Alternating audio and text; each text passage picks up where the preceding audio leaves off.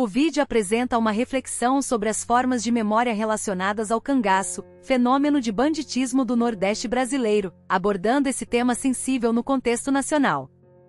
O problema estruturante é a transformação desse fenômeno pelas mídias técnicas, com foco nas imagens dos restos mortais dos cangaceiros, em um contexto de expansão globalizada da cultura da memória a partir do final do século XX.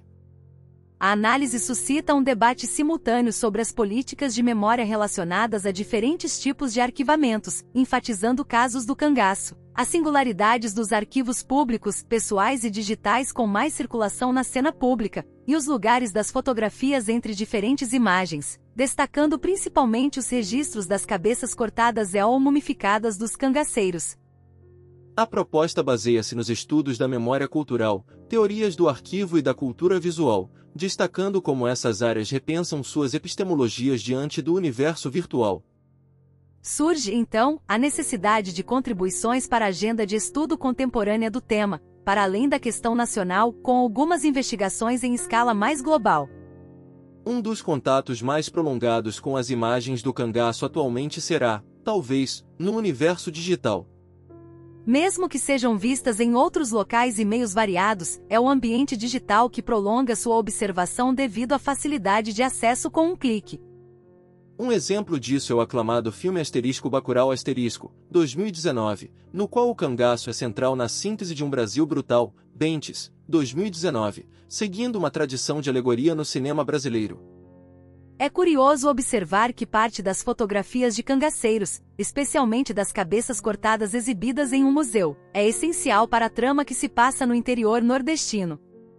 Com o sucesso do filme, o tema repercutiu em vários espaços online, onde muitas imagens viralizaram.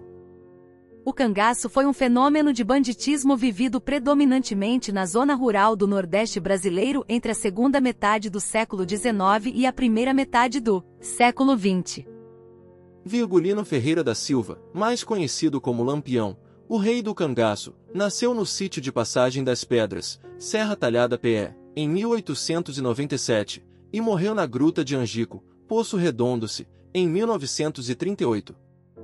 Após a morte dos principais bandoleiros encomendada pelo Estado Novo, de 1937 a 1945, por considerá-los estorvos ao processo de centralização político-administrativa, suas cabeças decepadas e despojos foram tomados como troféus contra a desordem e exibidos em várias cidades nordestinas.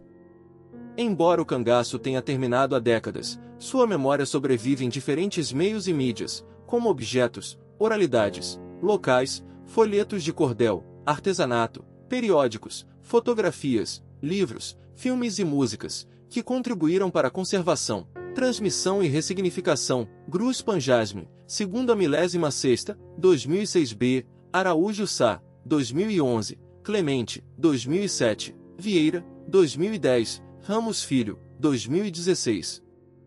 A expressão tema sensível aponta para passados que geram desconforto nas narrativas tradicionais da história nacional. Quadrat, 2018. Diante das heranças da violência fundadora, Ricoeur, 2007, p. 72. Observa-se que o cangaço, muitas vezes visto como uma derrota histórica, é transformado em conquista cultural e quase uma vitória nas rememorações em torno da cultura popular nordestina. Antes de ser revisitado no presente, o cangaço foi revisitado, policiado e censurado. Albuquerque Jr., 2011, 2013. Uma forma de situar essa transformação ao longo do tempo é observar o tratamento das cabeças e corpos dos cangaceiros mortos, da decapitação das cabeças à preservação sob interesse científico, de 1938 a 1959, das denúncias realizadas ao efetivo sepultamento reivindicado em diferentes frentes, de 1959 a 1969, e do sepultamento subsequente. Claro, aqui está o texto revisado sem os traços e caracteres especiais. O tombamento do local onde foram decapitadas, de 1969 a 1989, é um percurso que contém muitas outras ramificações. Certamente, essa intensificação memorial está relacionada ao surgimento, dilatação e expansão globalizada da cultura da memória que elevou-se na década de 1970, ganhou força na década de 1980 e atingiu proporções inflacionárias na década de 1990, Uysen 2014 p. 195. Um dos fatores que explicam as mudanças nas experiências de espaço e tempo é a variação de um futuro presente para um passado presente, característica do regime de historicidade presentista nas formas de vivenciar o tempo, Hartog, 2013. Esse boom da memória envolve, no mínimo, os seguintes vetores: descentralização de representações estatais, direito à memória como luta pelo poder, e expansão dos suportes mnemônicos com o avanço da tecnologia da informação.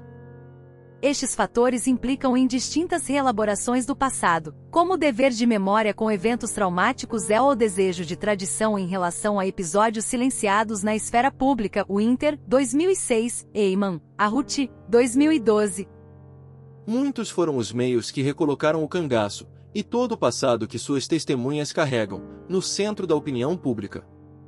Uma parte pouco explorada, embora vital, é o que chamamos de políticas de memória do cangaço, ou seja, práticas que incidem nas dinâmicas da memória comunicativa, vivida no cotidiano com profundidade de tempo limitada, e da memória cultural, institucionalizada com tempo ampliado por sua transmissão. No seu entorno, circulam questões basilares, como abordar as fronteiras entre formas de memória corporificadas e formas mediatizadas. Como elucidar a passagem de um tema geralmente considerado periférico por ser regional para o centro do debate da cultura nacional, sem desconsiderar suas interações globais. Como entender memórias que são reelaboradas de formas distintas adquirirem o tom de memórias de referência, como o cânone e o arquivo. Asman, 2008. O comentário inicial do texto parece despretensioso. Aponta para algo rotineiro na vida da maioria das pessoas que passam grande parte do tempo conectadas na internet, acessando conteúdos de todo o mundo.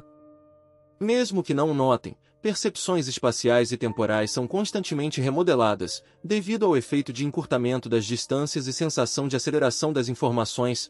Harvey, 1992, p. 185. Na própria escrita da história, essa prática não tem sido tão problematizada, apesar das indicações de mudança de paradigma da historiografia causada pela cultura digital. Lucchesi, 2014. É como se o contato com novas mídias mudasse apenas o contexto da pesquisa, não o estatuto de pensar a pesquisa. Silveira, 2018. Cuidado que poderia começar pelo próprio arquivo, afinal, se mudam as formas de produzir e arquivar os documentos, a produção e natureza da história também não devem mudar.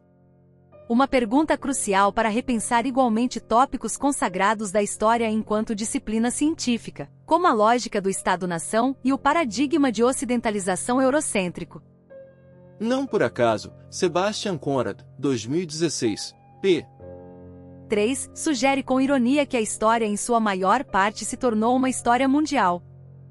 Claro, aqui está o texto revisado. A duração foi sinônimo de história nacional, evidenciando a necessidade de valorizar prismas de análise com interações e transformações em nível global.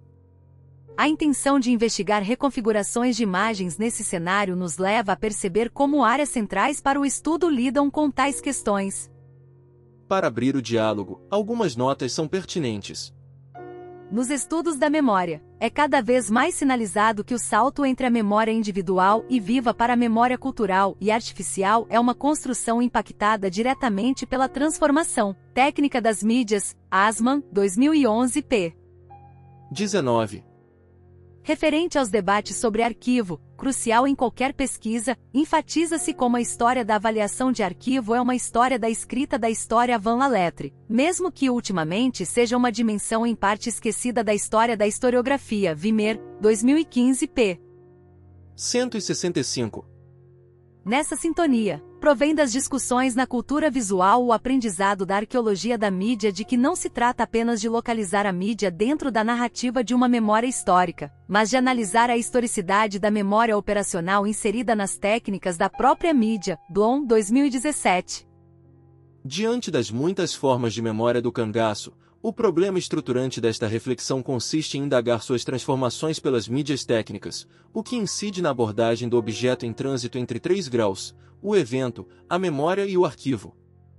Para tanto, o conceito de entre-imagens como espaço de todas essas passagens é fundamental nas visualidades em cena, um lugar físico e mental múltiplo. Ao mesmo tempo visível e secretamente imerso nas obras, Belour, 1997, p. 14-15.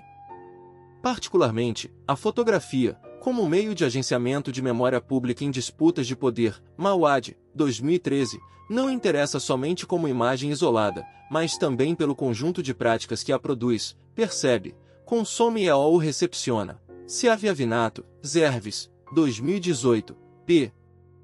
18. Assim, seu próprio estatuto de documento histórico vem à tona, se considerarmos sua potência heurística de indagar os fenômenos da vida pública que, mais do que uma moda acadêmica, permite perceber como as pessoas cotidianamente mobilizam imagens, fazendo-as existir e ou viver. Santiago Jr. 2019, p. 31.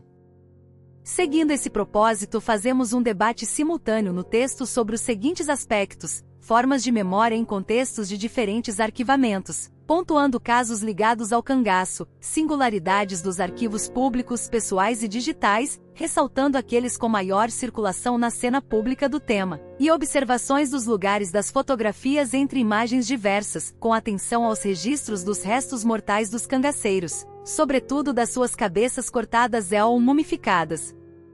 Em cada uma das partes, emergem contribuições para a agenda de estudo em expansão, destacando ao final notas de aprofundamento em perspectiva global e ou transnacional. *** Arquivos públicos, museus e centros de cultura *** Toda mídia tem uma dinâmica específica com a memória cultural. O arquivo, enquanto meio de memória, tem singularidade acentuada. Comparado ao tipo de memória corporificada nos corpos e nos lugares, o arquivo é dependente das mídias tecnológicas. Como ressalta a Lei da Assmann, 2011, a arquivabilidade de dados aumentou vertiginosamente com as tecnologias de novos sistemas de registro, tais como fotografia, filme, mídia de áudio e vídeo. Em acepção etimológica, arquivo. Claro, aqui está o texto revisado, deriva do grego arché, remetendo ao início, autoridade e repartição pública. Se em certo momento foi visto somente como memória da economia e da administração do Estado, hoje é comum pensá-lo como testemunho do passado, intrinsecamente relacionado ao poder político. Logo, o arquivo não é somente repositório para documentos do passado, mas também um lugar onde o passado é construído e produzido. Assmann, 2011, p. 25-26. A dimensão política do arquivo, ao operar seleção, conservação e acessibilidade, faz com que, antes de ser uma memória histórica, ele se constitua como memória de dominação. Sobre isso, há muito que explorar nos arquivos do cangaço. Para Frederico Pernambucano de Melo, 2010, p. 20. Autor do tema, também conhecido por ser um colecionador. Vários objetos do cangaço integrantes de coleções públicas e particulares caracterizam-se por serem peças raras em virtude da emanação de circunstâncias de um conflito sempre iminente entre os poderes oficiais e expressões de transgressão. Embora Melo comente a respeito de objetos específicos, temos uma noção de leituras simplificadas que imperam em arquivamentos. Além disso, importa atentar para como o tema figura de modo significativo em arquivos públicos da memória nacional localizados no eixo Rio-São Paulo, mas que, logicamente, a maior quantidade de coleções está em espaços públicos dos estados nordestinos onde os cangaceiros passaram. Trata-se de museus de estados ou cidades, institutos históricos e geográficos, e memoriais de universidades. Na maioria, a fotografia é um documento bastante presente, muito apropriada como prova inconteste do acontecimento. Nesse sentido, alguns arquivos públicos criados no final da década de 1950 merecem destaque.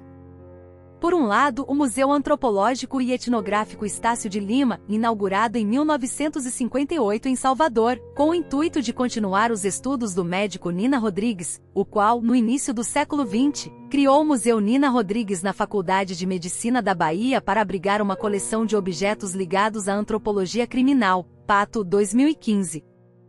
Um lugar onde as cabeças dos cangaceiros foram apresentadas por muitos anos junto a anomalias genéticas, armas, drogas e objetos relacionados às religiões afro-brasileiras apreendidos pela polícia, Brito, 2018. Por outro lado, também em 1958, foi criado o Centro Nacional de Folclore e Cultura Popular, CNFCP, no Rio de Janeiro, a fim de trabalhar com expressões dos saberes e fazeres do povo brasileiro. Vê-se que, dentre quase 80 pastas no acervo, apenas uma refere-se a um acontecimento, sendo justamente do cangaço. Afora sua ocorrência em outras pastas como folcloristas, história do Brasil e do folclore, instituições culturais e museus e memória da instituição. Os apontamentos constituem-se como um chamado à percepção de que o passado futuro, como organização classificatória de um arquivo, configura-se em ato indissociável do futuro passado, como sua reorganização pela escrita da história. Conforme Mário Vimer, 2015 p. 165, esse processo de tomada de decisões sobre o que classificar nos arquivos envolve uma noção implícita de história e de tempo histórico, fazendo com que seja possível considerar seu estatuto moderno como um dos locais fundamentais de definição das condições materiais de possibilidade de escrita da história. O autor sinaliza ainda como o arquivista se envolve no fluxo de eventos de tal modo que sua organização projeta traços do passado para o presente e futuro. Tudo isso faz-nos pensar nas engrenagens de um arquivo, do corrente ao permanente, como uma máquina geralmente usada para a sacralização ou estigmatização. Claro, aqui está o texto revisado, para notar os distintos significados que as fotografias podem ganhar nesses arquivamentos. O conceito de entre-imagens é interessante. Conforme Antônio Fatorelli, 2012, p. 173, é justamente o lugar de passagem entre as imagens que faz vacilar de modo mais evidente as reivindicações de autossuficiência dos meios. Segundo o autor, a história recente dos meios visuais e audiovisuais é a de uma trama de assimilações, contágios e confrontações com as pretensões modernistas de purismo e autonomia. Quer dizer, trata-se de não apenas reconhecer um realismo fotográfico, intrinsecamente associado à sua estrutura técnica, mas de aferir as inflexões exibidas pelas imagens fotográficas em diferentes contextos históricos e institucionais. Fatorelli, 2012 p. 183. Daí emergem modos de encadeamento, interrupções e acelerações que alteram as fruições entre o sujeito e seu domínio afetivo visual. Para observar isso mais concretamente, vejamos alguns exemplos. Após o ocorrido, em 1938, um dos lugares a armazená-la foi um arquivo policial alagoano. Assim, uma memória corporificada de sujeitos arredios às fronteiras tem sua forma alterada ao ser arquivada em um espaço de ordem. A imensa circulação que a foto possui indica muitos usos em outras mídias, embora seus arquivos iniciais pouco tenham sido acessados, tornando difícil o mapeamento do contexto de produção. Um desses usos foi operado por Estácio de Lima, médico criminalista, diretor do museu onde os restos mortais de cangaceiros estavam conservados e presidente do Conselho Penitenciário da Bahia, em seu livro O Mundo Estranho dos Cangaceiros de 1965. Diante das denúncias que o acompanhavam na cena pública cobrando o sepultamento das cabeças, o uso que promoveu parecia ser uma forma de expor sua narrativa perante a situação. A atribuição na legenda tanto do termo tragédia à exibição das cabeças quanto do arquivo policial como lugar de onde retirou a foto não é aleatória. Uma combinação que sugeria como a violência tinha sido provocada por outros, não por ele, enquanto intelectual, cujo propósito era estudar as cabeças mumificadas com fins científicos.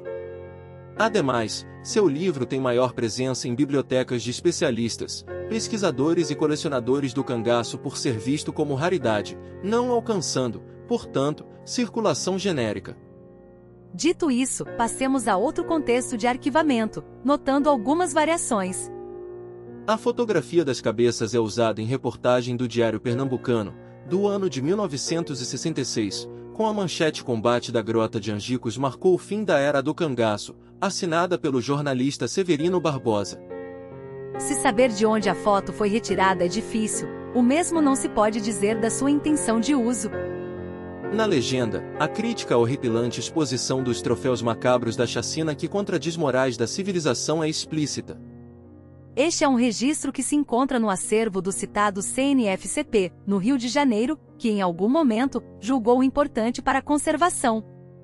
Um dos motivos deve-se, possivelmente, à participação de folcloristas na campanha de sepultamento das peças em exibição no Museu Estácio de Lima, iniciada antes com os familiares dos cangaceiros que denunciavam a suposta mumificação com interesse científico. Embora isso não apareça tanto na matéria, é comum no conjunto de registros.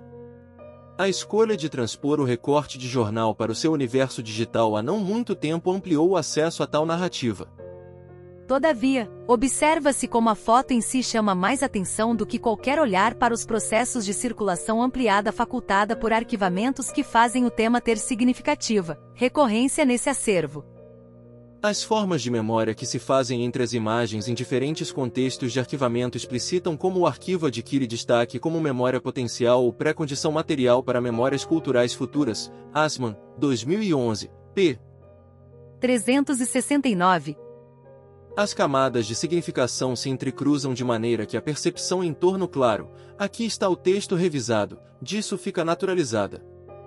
Retomar tais circuitos é fundamental para compreender as suas muitas transformações mnemônicas entre os arquivos. Um policial, em que a foto tem valor quase probatório e informacional da ação de repressão aos entraves à ordem pretendida do Estado. Outro antropológico, que a reveste de valor histórico e científico a fim de ampliar estudos de caráter ligados sobretudo à antropologia criminal, e um de folclore, que a engendra com valor cultural de cunho popular tão extenso que a torna figura corrente em sua compilação. Evidentemente, alguns circulam mais do que os outros, o que pode ser melhor elucidado investigando singularidades dos arquivamentos públicos institucionais em meio à sociedade, nas suas distintas formas de lidar com o passado.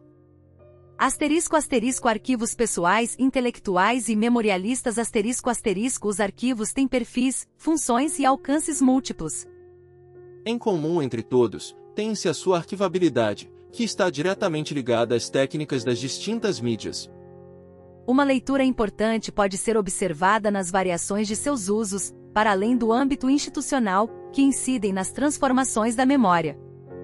Diante das engrenagens que correntemente trabalham apagando nuances de temas arredios à ordem estatal, temos os arquivos pessoais que tanto contribuem para entender a constituição do arquivo público, quanto aqueles que operam outra lógica, desenvolvendo práticas diferentes de conservar, ordenar e publicizar vestígios. Assim, trabalhos alternativos aos institucionais, como os de alguns artistas, colecionadores e memorialistas, podem nem sempre funcionar como armazenador, mas estimulam os armazenadores ao tematizar os processos de lembrar e esquecer, sugere a Lei da Assmann, 2011, p. 26. Trata-se de mais uma baliza, portanto, para mapear cenas do debate público, considerando arquivamentos na sociedade. Alguns arquivos pessoais de intelectuais com experiências situadas entre o final de 1960 e o começo de 1970, que se tornaram referências longevas nos trabalhos do cangaço, podem ser citados. Conheçamos, então, alguns dos arquivamentos que os envolvem.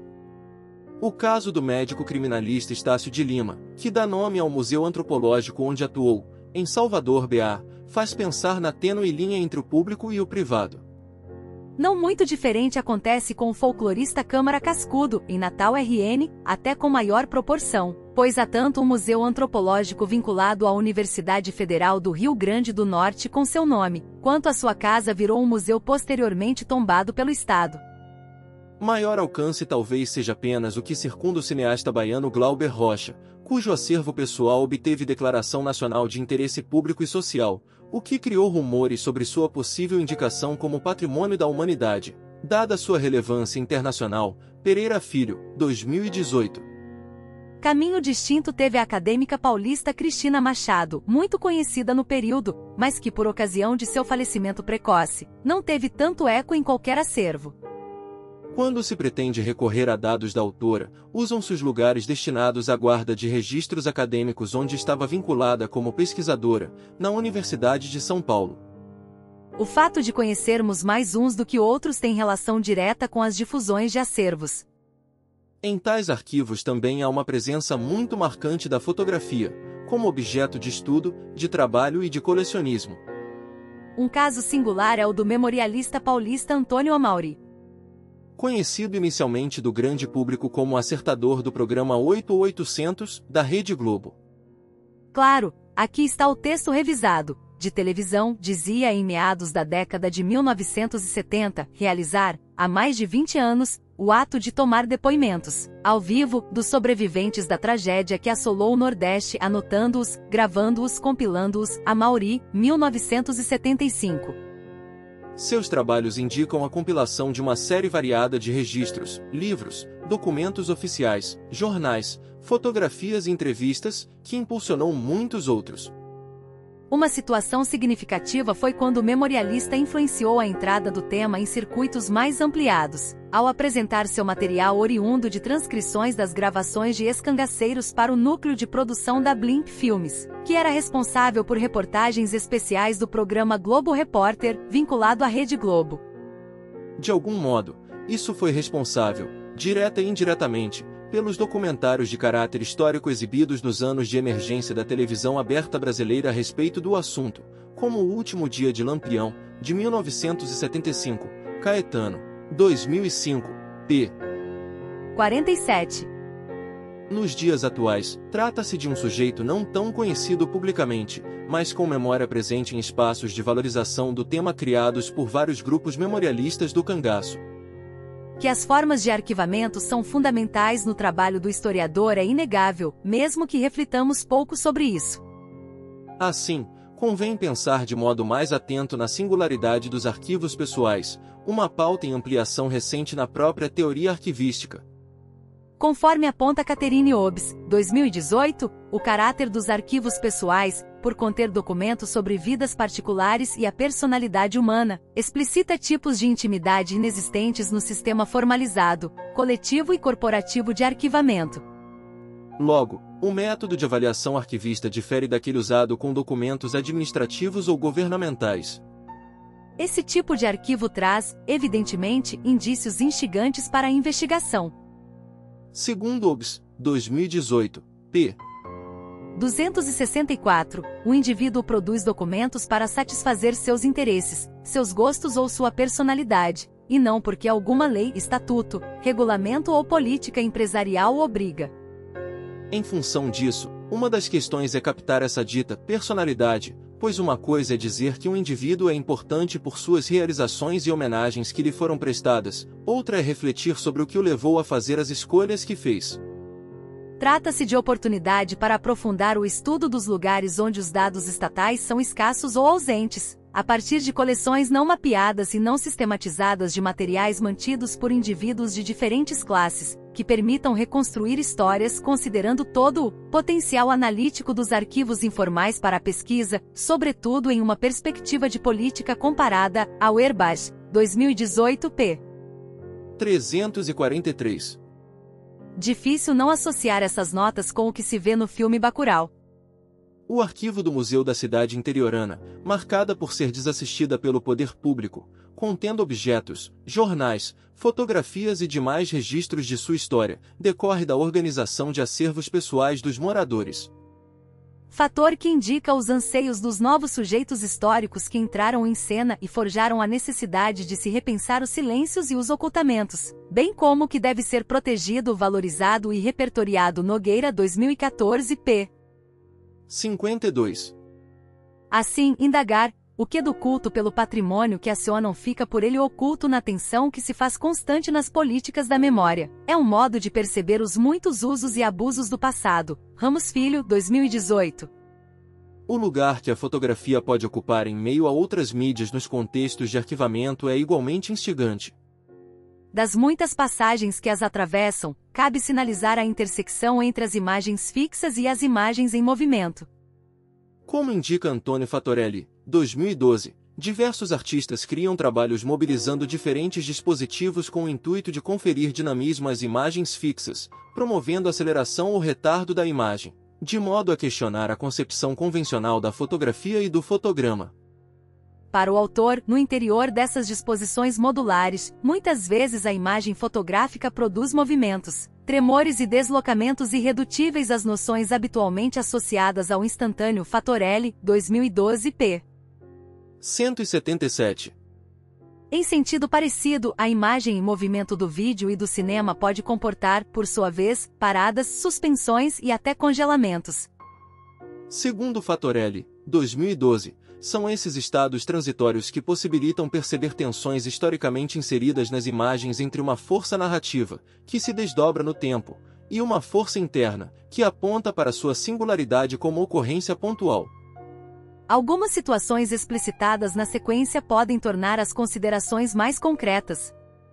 Nessa imagem, uma fotografia das cabeças mumificadas juntas aos apetrechos dos cangaceiros e outros objetos de interesse da antropologia genética e criminal, observadas pelo responsável do Instituto Baiano onde estavam conservadas. Para o registro realizado em 1953, a posição das cabeças foi ordenada a fim de causar impressão de dominação, controle e segurança sobre elas. Tem autoria atribuída à revista O Cruzeiro, do Rio de Janeiro, que costumava publicar sobre o tema, mas sem comentário referente ao contexto em que foi inserida na matéria. A foto foi usada pelos memorialistas Antônio Amauri e Luiz Rubê no livro Lampião e as Cabeças Cortadas, publicado no 70º de morte do cangaceiro, em 2008. Na transposição do registro para o livro, os comentários da legenda restringem-se a explicitar dados básicos. A composição visual entre as páginas permite, todavia, indicar algumas percepções construídas. A narrativa enfoca detalhes aproximados das cabeças em estado de decomposição que, ao serem contrapostas com fotos como esta, sugerem violência com os restos mortais. Para atingir esse fim, os autores recorreram a registros de outras mídias que se aproximam bem mais dos estados das cabeças. Vejamos a seguir. Na imagem apresenta-se um fotograma do filme documentário Memória do Cangaço, dirigido por Paulo Gil Soares, em 1965. Esse é um quadro que aparece na parte final da produção, gravada com passagens no Instituto Nina Rodrigues, de Salvador, em uma sequência que combina depoimentos de policiais volantes responsáveis pelas decapitações das cabeças com as cenas filmadas das cabeças mumificadas de alguns cangaceiros. No livro dos memorialistas, demais informações sobre suas trajetórias são ressaltadas até a data do enterro, em 1969, como se sugerisse que este episódio tivesse se prolongado bastante. O interessante é perceber que, enquanto a maioria dos registros das cabeças de cangaceiros ocupa meia página, a cabeça mumificada de Lampião ocupa espaço ampliado. Nessa parte, a maneira como o fotograma foi impresso no livro tem um formato muito semelhante ao do documentário, transmitindo sensação de fria crueldade. A disposição mostra como cenas de distintas mídias podem dialogar entre si nas composições de memorialistas. As formas de memória que circundam tais imagens indicam como os arquivamentos pessoais também codificam informação que incide nas maneiras como serão lidas pelas gerações vindouras. O fato de muitas práticas de memória não serem incitadas oficialmente, como acontece com os arquivos institucionais, mas a partir de disposições pessoais, desvela bastante sobre como lidamos com o passado.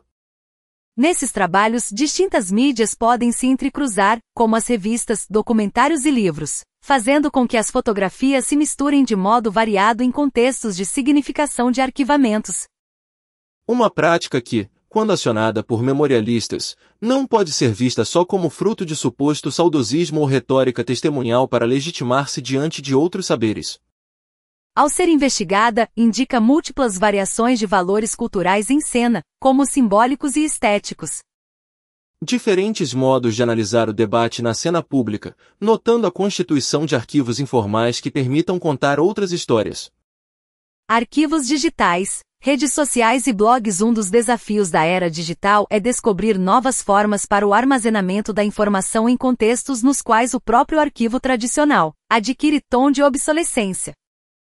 Os arquivamentos têm sido tanto mais diferenciados na documentação de realidades passadas, quanto mais frágeis em sua estabilidade de longo prazo. Para a Lei da Asman, 2011, p. 25-26, alguns desses espaços equipararam-se a cérebro computacional totalmente automático que, segundo certos programas, administra seus dados de maneira autônoma, fazendo com que categorias antropomorfas como as de recordar e esquecer soem inadequadas. Diante do movimento fluido de dados digitais, observa-se uma decisiva mudança de consistência do espaço de recordação, cabendo pensar inclusive em que medida a escrita digital ainda é um meio da memória, ou antes, um meio do esquecimento. Assunto complexo que demanda compreensão ampliada das discussões sobre pós-humanismo, Aires, 1999, sobretudo daquelas que consideram a memória técnica das mídias, as quais têm alcançado um grau sem precedentes.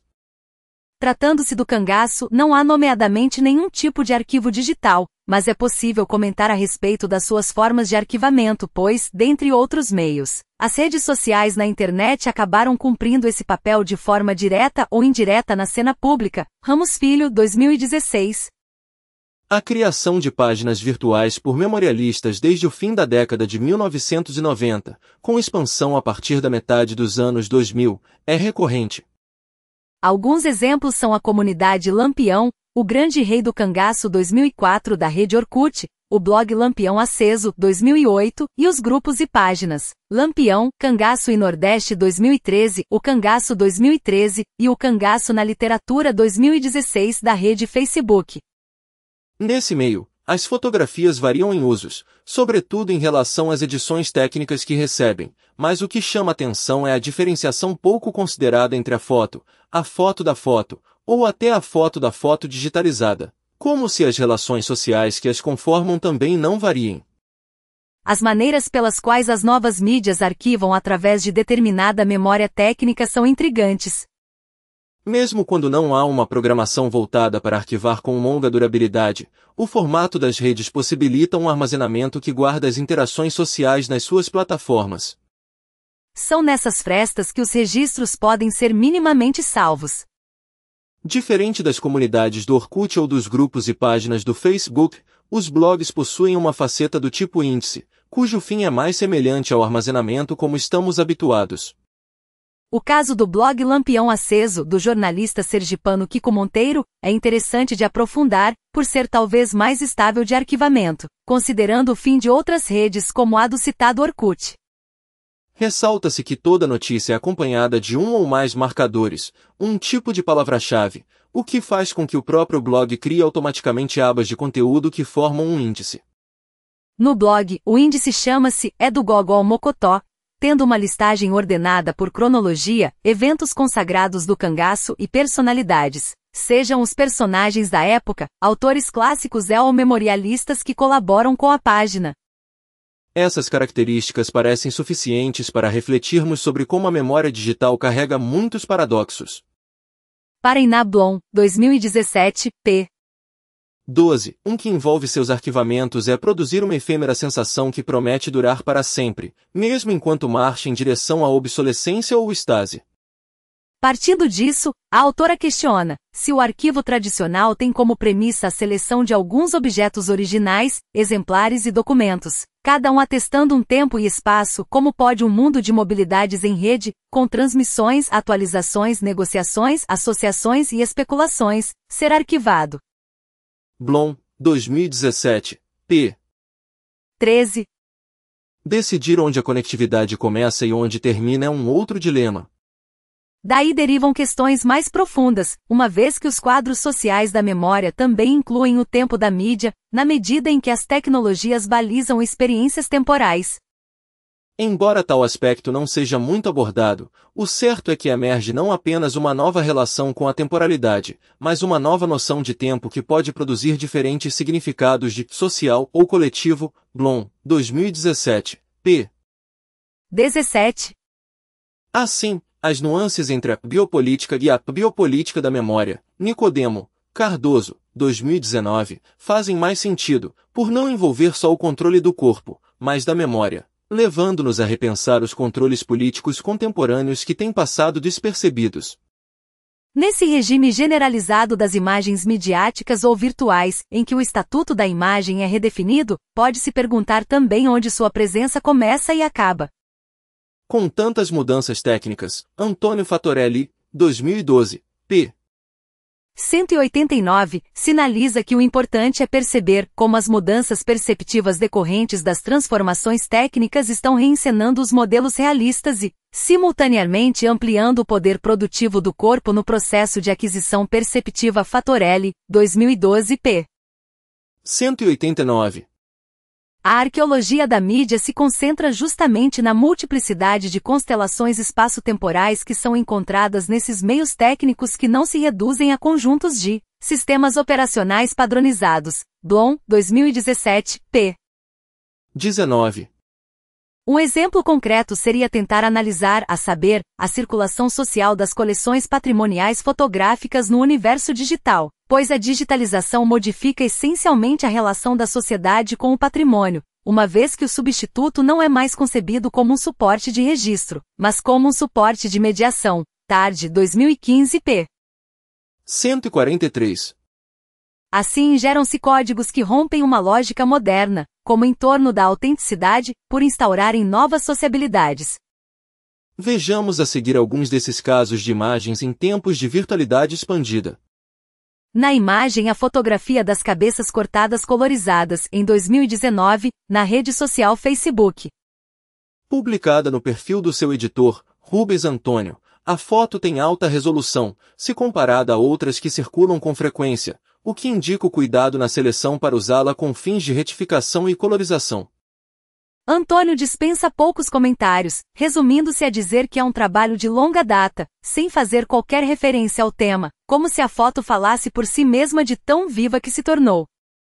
É detalhista, porém, na assinatura que insere para garantir a autoria da edição de uma foto tão marcada por sua produção desconhecida. A maneira como é exibida visa gerar impressão de maior objetividade dos elementos que a compõem, embora ao fazer isso retire a significação do seu contexto de produção e circulação. Mais importa, todavia, perceber a sua reencenação combinada às sociabilidades que seu circuito causa, por exemplo, nas reações, comentários e compartilhamentos. Cada interação faz com que seja acionada de modo distinto.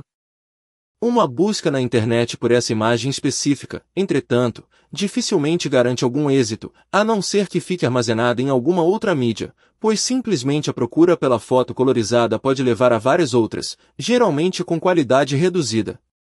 Mas observemos outro caso, ligado aos usos das fotos nesses meios. A escolha do lugar onde a imagem é posicionada, na frente de vários livros, sugere que não se trata de mera opinião, mas algo fortemente documentado. A transposição da foto para o blog faculta maior acesso ao objeto particular que talvez não circularia tanto só com a publicação de seu colecionador. Todavia, por mais que esse tipo de página tenha maior estabilidade, aqui se ressaltar a falta de agência do conteúdo, que pode até ser administrada por alguém específico, mas que definitivamente não é o proprietário da plataforma como um todo. As formas de memória que atravessam muitas imagens em contextos de arquivamento digital indicam a necessidade de considerar o estatuto das fruições entre mídias e suas memórias, técnicas em prol de reflexão sobre a organização de registros para a posteridade. Assim, conseguimos entender melhor a ideia de que as mídias digitais revolucionaram nossos conceitos de armazenamento e recuperação, e de acesso e disseminação, automatizando tanto a memória como a recordação. Elsevier, 2018, p. 53. As camadas de significação atingem cada vez mais outros patamares, sem sequer darmos conta das mudanças. Se os arquivos públicos e pessoais trabalham de modo que alguns valores brotam mais do que outros, seja o probatório, o informacional ou o cultural, com os arquivos digitais precisamos repensar essa lógica. O que talvez demande atenção para os suportes que acionam os registros, sejam os mais analógicos ou digitais, considerando as dinâmicas mnemônicas das máquinas, com seus algoritmos mobilizados entre diferentes tipos de repetições e aleatoriedades. Considerações finais e perspectivas às várias camadas que se sobrepõem no filme Bacurau, ligadas ao cangaço, ao acervo do museu onde a trama se passa e às fotografias que reportam ao tema, assim como a nossa relação com seus rastros no meio virtual, impulsionam a entender formas da memória na contemporaneidade.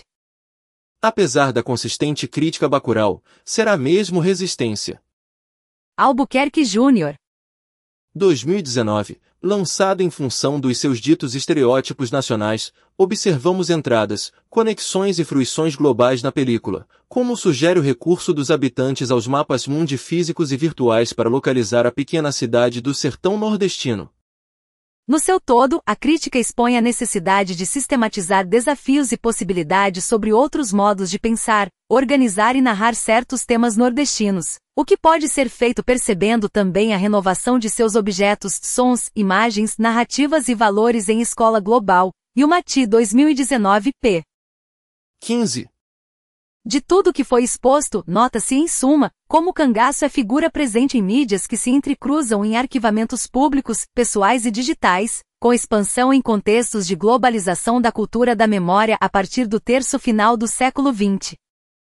Suas imagens têm mais sobreposições de memória e temporalidade do que se imagina nas visualidades constituídas.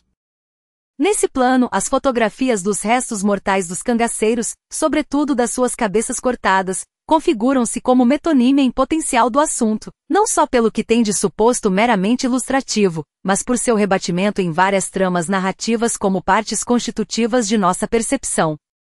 O seu lugar em políticas de memória convida a indagar os circuitos em que tantas outras imagens estão imbricadas, compreendendo seus usos recombinados com processos de significação que garantem sua longevidade ou levam à sua hibernação, Seaviavinatos, Herves. 2018, p.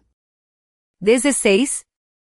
Assim, depois de perceber imbricações dessas imagens entre o evento, a memória e o arquivo, sem perder de vista o enfoque nas fotografias em situações de disputas de sentido na cena pública, pode-se ir além do que se costuma abordar. O instigante é que, distante de supostamente comprovar enquadramentos teóricos metodológicos prévios, busque-se refinar o aparato intelectual da pesquisa à luz de problemas contemporâneos. Um dos paradoxos identificados é a recorrência em tratar temas em perspectiva fortemente nacional e local, embora suas historicidades estejam inseridas em redes transnacionais ou globais. Santos, Nicodemo, Pereira, 2017, p. 163. Eis uma das faces que mostram a relevância da integração da história global com áreas tradicionais, sejam elas definidas em termos de objeto, abordagem ou escopo. Morales, Pereira, 2019, p. 9. A leitura atenta dos arquivos tem função preponderante no aguçamento de outras percepções das imagens, o que incita o olhar tanto para os arquivamentos presentes quanto os passados, no intuito de investigar percursos naturalizados, inclusive a respeito da memória técnica operante nas mídias como elementos fundamentais em políticas da memória. Referente ao debate mobilizado nas áreas abordadas, a fim de ampliar estudo dos contextos de reconfigurações das imagens com atenção às nuances das fotografias como documentos históricos, há muito mais a explorar. Não é por coincidência que, nos estudos da memória, tem-se enfatizado a dependência que a memória cultural tem com certas práticas e mídias, uma vez que ela não dá prosseguimento sozinha a si mesma, precisando sempre ser renegociada, mediada e readquirida. Assmann, 2011, p. 23. Dentre outras partes esquecidas na historiografia, as proposições em torno do arquivo potencializam igualmente a ponderação acerca das leis silenciosas que organizam o espaço produzido que incide diretamente na pesquisa. Vimer, 2015, p. 166. Ressalta-se que, em tempos de virtualidade radical, nos quais as percepções cognitivas se reconfiguram amplamente, a contribuição da arqueologia das mídias para uma análise técnica é imprescindível nesse tipo de interpretação. Elsesser, 2018. Se é a discussão da organização dos arquivos constituindo um passado futuro que desponta, devido à relação com a sua reorganização que implica no futuro passado que escrevemos, impossível não reparar em predisposições correntes de abordagem do cangaço, com o intuito de ensaiar outras possíveis formas de memória e história. Definitivamente, o tema é marcado pela leitura-chave da história como coletivo singular baseada em preceitos temporais europeus, que tanto demarcam polarizações entre progresso e atraso, urbano e rural, erudito e popular, com replicações nas composições de inúmeras identidades espaciais, sejam locais, regionais ou nacionais. Entretanto, há uma série de demais valores que poderia balizar outra lógica, como no caso das temáticas da natureza, do trabalho e do gênero. Para não sair muito do eixo da reflexão, façamos algumas ligações circunscritas apenas ao universo que a icônica fotografia das cabeças cortadas dos cangaceiros suscita. Na seara da natureza, convém perceber mais a relação do homem com o semiárido, abordando o próprio fato dos corpos mutilados dos cangaceiros decapitados terem sido deixados a céu aberto para servirem de alimento aos urubus, não para aguçar curiosidade em torno do ocorrido, mas como condição para o entendimento de uma cadeia orgânica maior em que eles se inserem. Em direção parecida, na dimensão do trabalho, a vivência com a criação de gado possibilita não só constatar o culto da coragem ou o apanágio da dita valentia regional, através do uso de objetos como armas brancas em conflitos rurais. Revela também um olhar para a sensibilidade corporal produzida pelo seu uso em distintas circunstâncias do trabalho nesse meio, que incluíam até a produção de roupas como o gibão de couro do vaqueiro. Na ótica do gênero, abordar a presença de máquinas de costura no cotidiano cangaceiro não serve apenas para expressar a vontade do cabra-macho de transmitir orgulho pela coloração que usava em meio dito cinzento e pobre, mas também para observar como um tipo de hábito muito associado à subjetividade feminina carrega consigo a perfuração de códigos cristalizados que contradizem identidades espaciais idealizadas. Trata-se de notas pontuais, mas dimensão válida para demarcar que, mesmo diante de certos cenários confusos pela entrada na era virtual, alguns tipos de apropriação são instigantes. Uma delas ocorre a propósito com o hipertexto,